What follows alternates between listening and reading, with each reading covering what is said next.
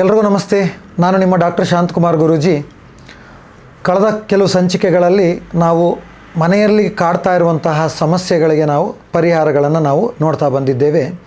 ಈಗ ಕೆಲವರ ಮನೆಯಲ್ಲಿ ದೃಷ್ಟಿದೋಷದ ಸಮಸ್ಯೆಗಳಿರಬಹುದು, ಅಥವಾ ಮನೆಯಲ್ಲಿ ಆಗಾಗ್ಗೆ ಒಬ್ಬರ ಜೊತೆ ಒಬ್ಬರು ಕಿರಿಕಿರಿಗಳಾಗ್ತಾ ಇರ್ಬೋದು, ಅಥವಾ ಯಾವುದೋ ಒಂದು ವಿಚಾರ ನಾವು ಮಾತಾಡ್ತೀವಿ, ಅವ್ರು ಅರ್ಥ ಮಾಡ್ಕೊಳ್ಳೋದೇ ಬೇರೆ ಥರ ಇರುತ್ತೆ, ಅಪಾರ್ಥಗಳಾಗ್ತಾ ಇರುತ್ತೆ, ಅಥವಾ ಏನೋ ಒಂದು ರಿಲೇಟೆಡಲ್ಲಿ ನಮಗೆ ಆವಾಗವಾಗ ಡಿಸ್ಟರ್ಬೆನ್ಸ್ಗಳು ಬರ್ತಾ ಇರುತ್ತೆ.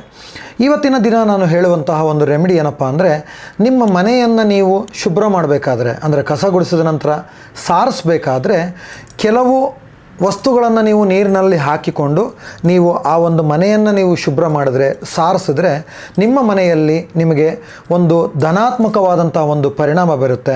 ಅದರ ಜೊತೆಯಲ್ಲಿ ಈ ಮನೆಯಲ್ಲಿ ಆಗ್ತಾ ಇರುವಂತಹ ಕಿರಿಕಿರಿಗಳು, ತೊಂದರೆಗಳು, ಅನಾರೋಗ್ಯದ ಸಮಸ್ಯೆಗಳು ಅಥವಾ ಕಲಹಗಳು ಇದೆಲ್ಲವೂ ನಿಮಗೆ ಕಡಿಮೆ ಆಗ್ತಾ ಹೋಗುತ್ತೆ. ಮನೆಯಲ್ಲಿ ಒಂದು ನೆಮ್ಮದಿ ಅಂದರೆ ಪಾಸಿಟಿವ್ ಎನರ್ಜಿ ನಿಮಗೆ ಸಿಗ್ತಾ ಹೋಗುತ್ತೆ. ಇದಕ್ಕೆ ಮಾಡಬೇಕಾಗಿರೋದೇನಪ್ಪ ಅಂತಂದರೆ, ನಾನು ನಿಮಗೆ ಕೆಲವು ವಸ್ತುಗಳನ್ನು ಹೇಳ್ತೀನಿ, ಅದನ್ನು ನೀವು ನೀರಿನಲ್ಲಿ ಬೆರೆಸಿ ತಯಾರು ಮಾಡಿ ಇಟ್ಕೊಳ್ಳಿ. ತಯಾರು ಮಾಡಿ ಇಟ್ಕೊಂಡು ಮನೆ ಸಾರಿಸಬೇಕಾದ್ರೆ ಆ ಒಂದು ಮನೆಯ ನೀರಿಗೆ, ಅಂದರೆ ಸಾರಿಸುವ ನೀರಿಗೆ ಈಗ ನಾನು ಹೇಳಿರುವಂಥ ಮಿಕ್ಸು ಅದನ್ನು ಹಾಕಿ ಮನೆಯನ್ನು ಸಾರಿಸಬೇಕು. ಸೊ ಈಗ ನಾನು ಹೇಳೋದನ್ನು ನೀವು ಬರೆದಿಟ್ಕೊಂಡ್ರೆ ತುಂಬ ಅನುಕೂಲ ಆಗುತ್ತೆ. ಮೊದಲಿಗೆ ಏನು ಮಾಡಬೇಕು ಅಂದರೆ, ಈಗ ಎಲ್ಲರ ಮನೆಯಲ್ಲೂ ಕೂಡ ಒಂದು ಖಾಲಿ ವಾಟರ್ ಬಾಟ್ಲ್ ಏನಾದ್ರು ಇದ್ದರೆ 1 ಲೀಟ್ರ್ ವಾಟರ್ ತೊಗೊಳ್ಳಿ, 1 ಲೀಟ್ರ್ ನೀರನ್ನು ತೊಗೊಳ್ಳಿ.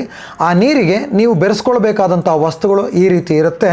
ಮೊದಲಿಗೆ 2 ಚಮಚ ಕಲ್ಲುಪ್ಪನ್ನು ಬೆರೆಸ್ಕೋಬೇಕು ನೀವು. ಅದಕ್ಕೆ ಯಾವುದು ಮನೆಯಲ್ಲಿ ನಾವು ಅಡುಗೆ ಮಾಡೋಕ್ಕೆ ಉಪಯೋಗಿಸ್ಕೊಳ್ತೀವಲ್ಲ, ಕಲ್ಲುಪ್ಪು.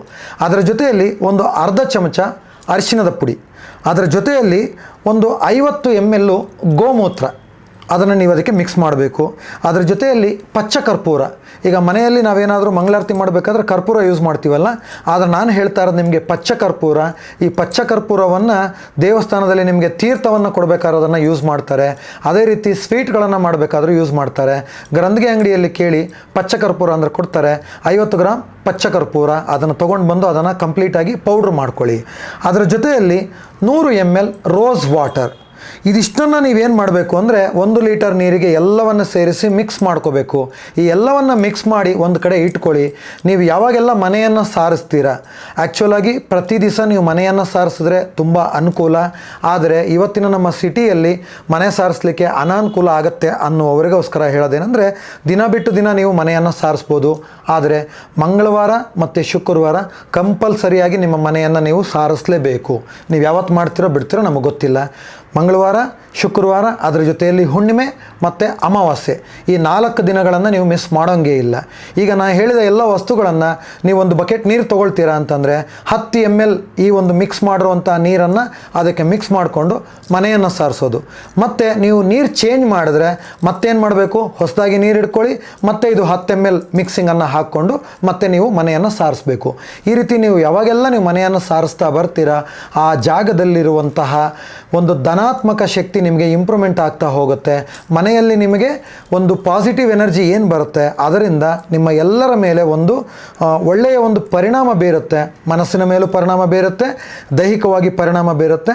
ಆ ಮನೆಯಲ್ಲಿ ನಿಮಗೆ ನೆಮ್ಮದಿ ಸಿಗ್ತಾ ಹೋಗುತ್ತೆ ಅಂತ ನಾವು ಹೇಳ್ಬೋದು. ಈ ಒಂದು ವಿಡಿಯೋ ನಿಮಗೆ ಇಷ್ಟ ಆಗಿದ್ದರೆ ಇದಕ್ಕೆ ಒಂದು ಲೈಕ್ ಕೊಡಿ, ಮತ್ತು ನಾವು ಹೇಳಿದ್ದನ್ನು ನೀವು ಫಾಲೋ ಮಾಡಿ.